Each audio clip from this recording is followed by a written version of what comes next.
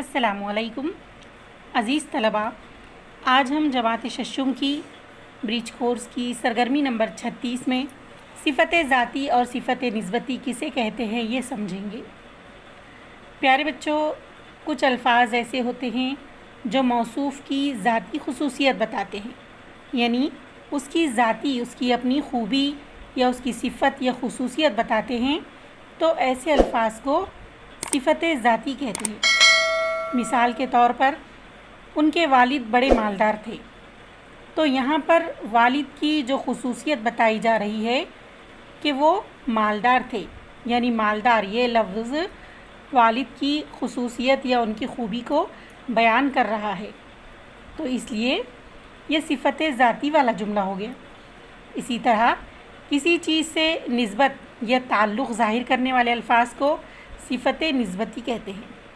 मिसाल के तौर पर हवाई जहाज़ से सफ़र के लिए कम वक्त लगता है, तो इस जुमले में हवाई जहाज़ की निस्बत या हवाई जहाज़ का ताल्लुक़ सफ़र से है, यानी हवाई जहाज़ सफ़र करने का एक ज़रिया है, एक वसाइल है, तो हवाई जहाज़ की निस्बत सफ़र से है, इसलिए ये जुमला सिफ़त निस्बती कहलाता है।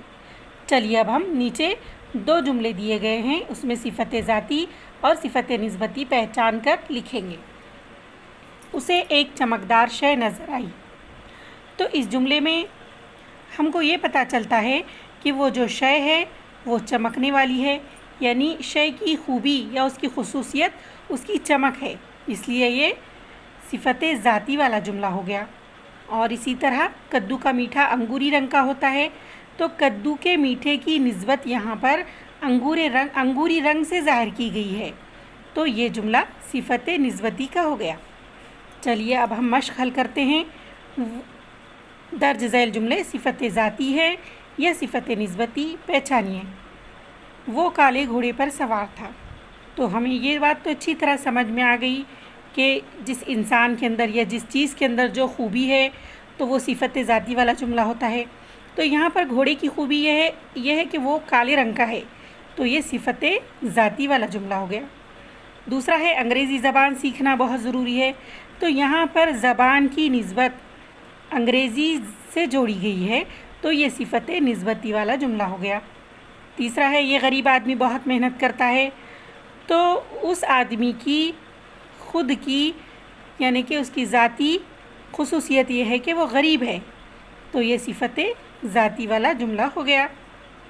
और उन्होंने सनती तालीम के स्कूल जारी किए, तो यहाँ पर तालीम को सनत से जोड़ा गया है उसका ताल्लुक़, तो इसलिए ये सिफ़त निस्बती वाला जुमला हो गया।